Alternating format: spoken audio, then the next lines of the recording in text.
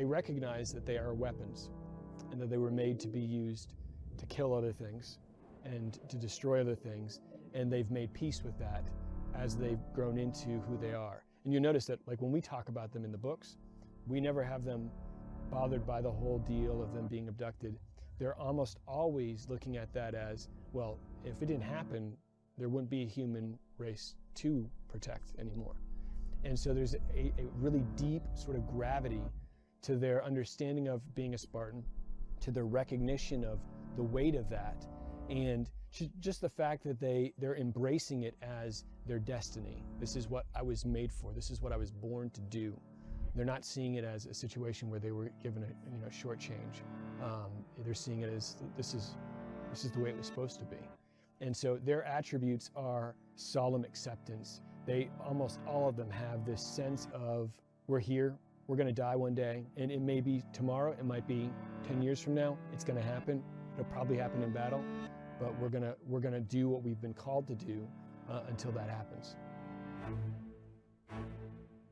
This is about Master Chief's journey, his past and his future. For Chief, it's interesting because he's reunited with Blue Team, and this is the first time that we're seeing him actually rely on other people and be a part of a unit. There's also someone else looking for answers, searching for him. On the flip side, you've got Fireteam Osiris, who's a brand new team. They've never really fought together before, and I guess there's a parallel there for, kind of where we were at with Halo 4. There's the fact that we built a studio and made a game at the same time. That's pretty crazy if you actually knew what that entails. Next year will be 20 years for me in the industry, and the stories I heard on Halo 4. I think a lot of us did, and I definitely felt a lot of pressure. The bar was so high, and nobody believed that we could do it, and so it was kind of up to us to prove everybody wrong. We brought in these amazing, talented people to make a game, but they've never worked together before. They're working with new ingredients in a kitchen they're not familiar with, and so there was kind of a craziness that came about from all that. I don't know how it happened. All of the things that could be against a team were against a team. We had to earn the right to carry that Halo mantle, and I think that when you are in games and when you're in entertainment, there is no sure thing. You've got this big galaxy-spanning story. Oh, there's these attacks that are happening on colonies. There's this massive destruction that's happening. Somebody stop it. Somebody save the day. But at the heart of it is, again, this story of these two families and these two things that they want. And if you don't have those quiet little human stories, it doesn't matter how many planets you blow up, nobody's gonna care. Anyone can get lucky once. This is our sophomore effort. This is where we prove it, whether we can really pull Halo off.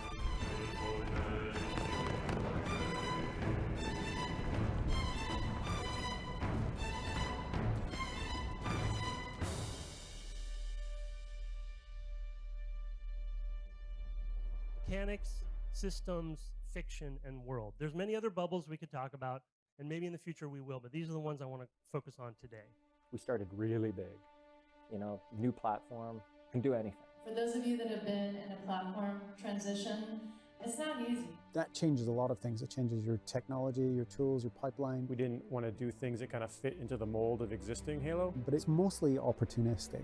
It was more, what can we do to continue to evolve the franchise? So there was a lot of how does Halo fit into this new platform? What are things that we can do now that we could never do before? So everything that we're doing is about trying to bring innovative new experiences that take advantage of Xbox One and showcase the unique capabilities of that experience. We had our whole team rolling off of 4.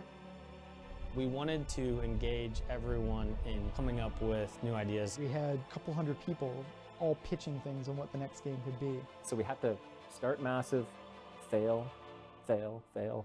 We failed a lot until we kind of came up with spaces that we were happy with. For us, a lot of what we spent this time on was just kind of figuring out what the long-term roadmap for the studio and for the technology. I'm looking at how do we make sure we keep ahead for making sure that we're moving forward to make our engine, our tools, the best for our creative teams. With the way that we're doing it, we're continuing to develop tech, but at the same time, we need to kind of start working on the next project. So every one of those decisions you make is taking little chunks out of the end game from somebody.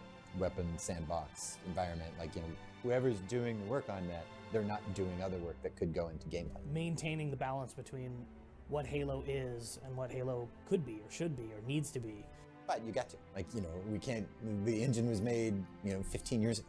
There's things in this thing that we should tear out and rebuild from scratch. It was a ton of creative minds coming together and trying to figure out what we could do with a new platform, what we wanted to do with gameplay, what we wanted to do with story. So between 4 and 5, we had some time, and it was the right time in the marketplace to go, okay, we need to go 60 frames a second.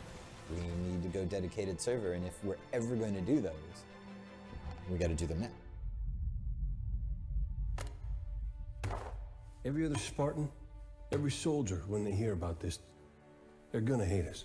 There is a certain limitation that you've got when you've got one character that's sort of driving the universe. You'll actually be playing as our new Spartan, Spartan Locke, as well as Master Chief and Blue Team. We need to answer that question of who else out there is a badass and who else out there is somebody you'd want to play as. We wanted somebody who had a very distinct contrast to the Master Chief. It's more interesting when Chief has maybe not an antagonist, but kind of a wild card. He's gonna go try to capture the hero of the story. I'm not so much hunting a Spartan as I'm hunting the Spartan. How do we find a way so that Locke is just doing his job? Chief has always been very much shoot first, ask questions later.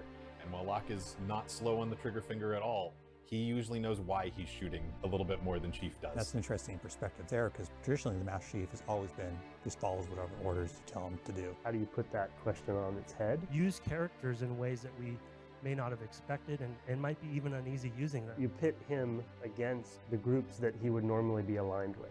Chief's always been a man apart and has always been very, very different than other people around him.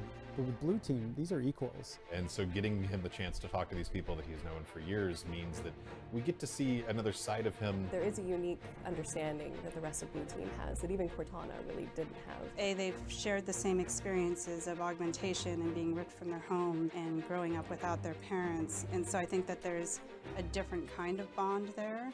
Chief's with his old team, people who were his family, people he knows very well.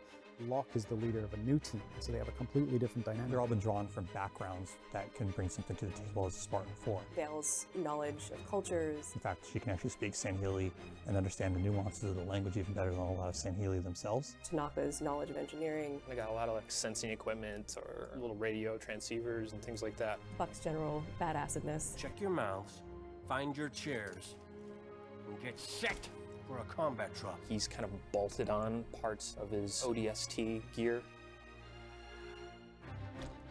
Let's roll out, Osiris. Made it. Yeah, safe and sound inside a crumbling building. We still got our big guy at the center of all of it. What would the answer be from Oni? Our Superman, our Spider-Man, like he's there. If some of their Spartans were to go off the reserve. But around him now, we've built the Avengers. Osiris is the answer.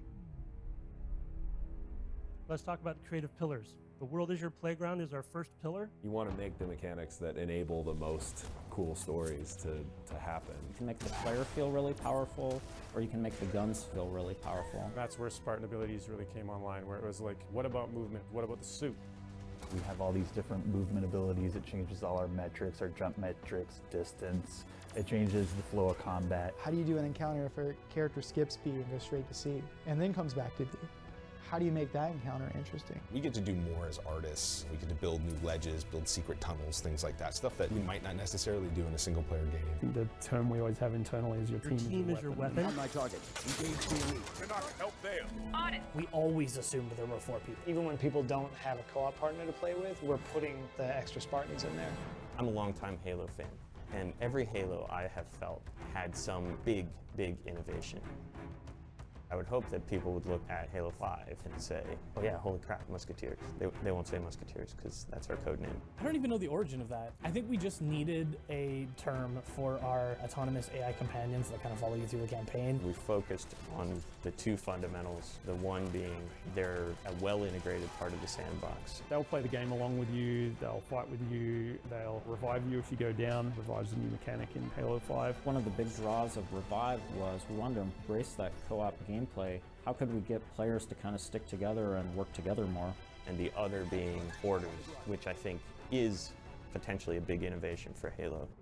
Get in that vehicle, move over to that spot. You see this too? Attack that enemy. Take that target. On the ground. Pick up that weapon. It's a balancing trick because you don't want the Musketeers to be too effective. You don't want a player to be running around exploring the new Halo world and then the Musketeers kill everything. We still want the player to feel like the hero.